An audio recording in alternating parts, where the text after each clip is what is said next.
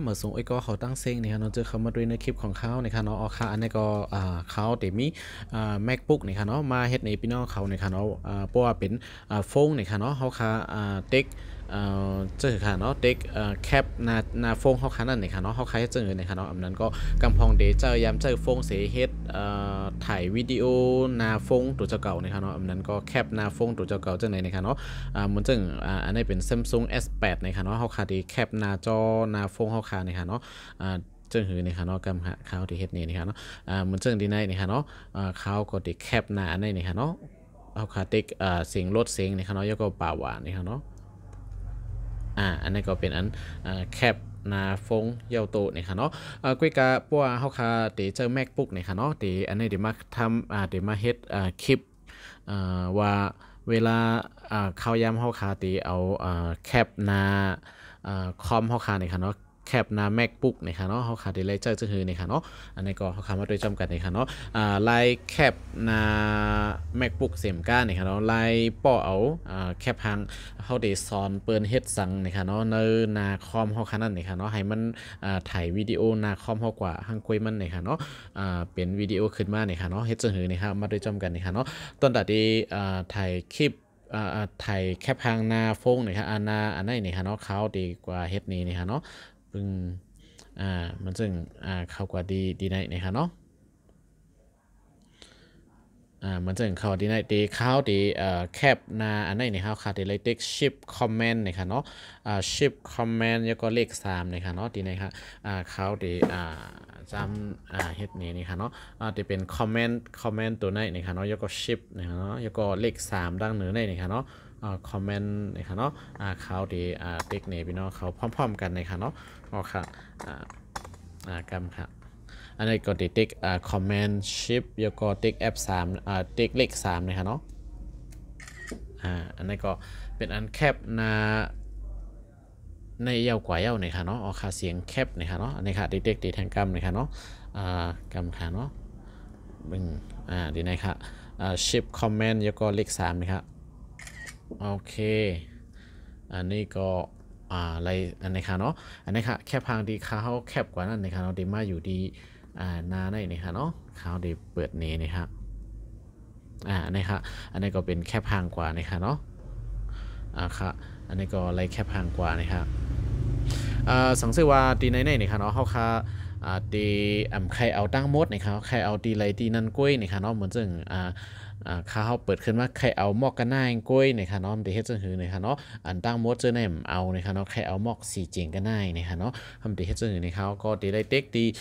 ชิปคอมเมนต์เหมือนเก่าในค่ะเนาะชิปคอมเมนต์แล้วก็ดีมีเลข4นี่ค่ะเนาะเมื่อกี้เป็นเลข3นะคะอันนี้เป็นเลข4นี่ค่ะเนาะเขาคัดเต็กชิปคอมเมนต์เลข4นี่ค่ะเนาะแล้วก็มันจะมีตัวจังไหนในค่ะเนาะมันจะเป็นอันไหนขึ้นมาในค่ะเนาะอ๋อค่ะมีตัวอันไหนขึ้นมาในค่ะเนาะเขาคัดก็ดีเลยเต็กดีคีย์บอร์ดในค่ะเนาะว่าดีเอาดีเลยในค่ะเนาะเต็กดีแลบคลิกนี่ครับเนาะเด็กที่ทัดแพดนี่ครับเด็กเสียก็เอามือลากมาจากไหนนี่ครับเนาะโอเคยกก็คาไลบอกก็คือก็เอากันนั่นนี่ครับเนาะอันนี้ก็เป็นอันแคปเยาวโตนี่ครับเนาะยกก็มันซึ่งหนังเข้าคาตีไล่กำเหลวนะครับเนาะสังเกตว่าใครเอาแทงเนี่ยก็เด็กชิปคอมเมนต์แล้วก็เลข4นี่ครับเนาะแล้วก็มันจึงใครเอามอกในนี่ก็เอาก็ได้นี่ก็เอาก็ได้ไล่นี่ครับเนาะอ๋อค่ะอันนี้ก็เป็นอันแคปหน้าฟงเยาวโตนี่ครับเนาะนี่ครับอ๋อค่ะอันนี้ก็เดี๋ยวไล่เป็นแคปหางมานี่ครับเนาะอันนี้ก็จะเป็นลายแคปหน้าฟงนี่ค่ะเนาะหน้า MacBook นี่ค่ะเนาะอ๋อค่ะแล้วก็โปรเดไทยเดแคปเอาเป็นวิดีโอทำสิเฮ็ดซึ่งคือคารานี่ค่ะเนาะอันนี้เป็นแคปหางเนี่ยแคปหางในไลฟ์เนี่ยค่ะเนาะก็การสังเกตเฮ็ดวิดีโอเนี่ยค่ะเนาะเขาขาดดีไลเขามาหาดีเจ๋งตั้งเหนือได้นี่ค่ะเนาะมาหา Quick Time นี่ค่ะเนาะอ๋อค่ะตอนตัดดีถ่ายวิดีโอนี่ค่ะเนาะเขาดีพิมพ์หาดีว่า QUICนี่ค่ะเนาะ Quick Time Player นี่ค่ะเนาะมันจะเป็นตัวลำตัวนี้นี่ค่ะเนาะเขาก็ติดอันนี้นี่ค่ะเนาะติ๊ก Quick Time Player นี่ค่ะเนาะโอเค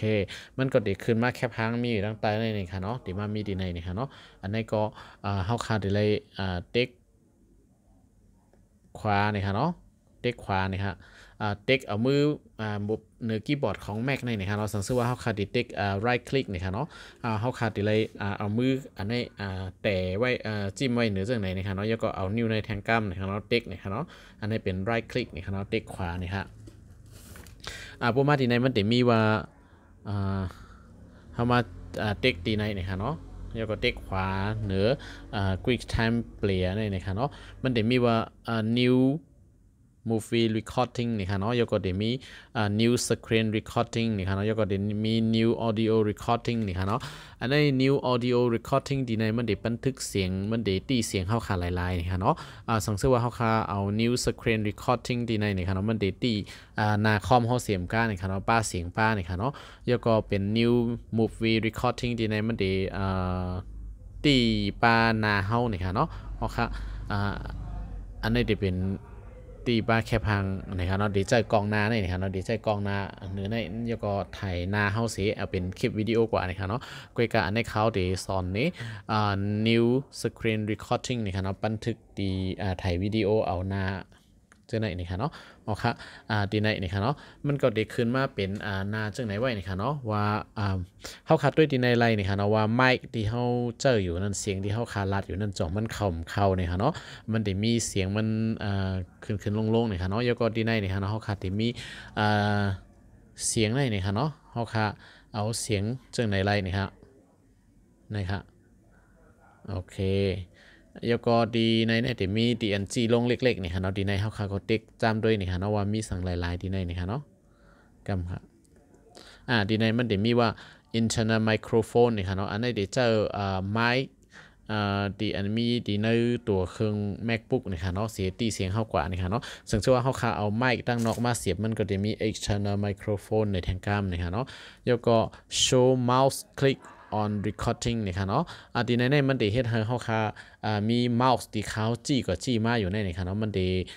ตีปาเมาส์ที่เขากว่าจี้ดีเลยจะในที่ปาหมดนี่ค่ะเนาะโชว์ดีในค่ะเนาะสมมุติว่าเฮาขำคันเลยเมาส์เฮาค่ะจี้กว่าจี้มันเหมือนจังเฮาค่ะดีกว่าตีเอาวิดีโอนั้นก็ตีเอาเจิงเสียอันในYouTube อันนั้นใน Facebook จะไหนนี่ค่ะเนาะเฮาคาก็เต็มเอาป้า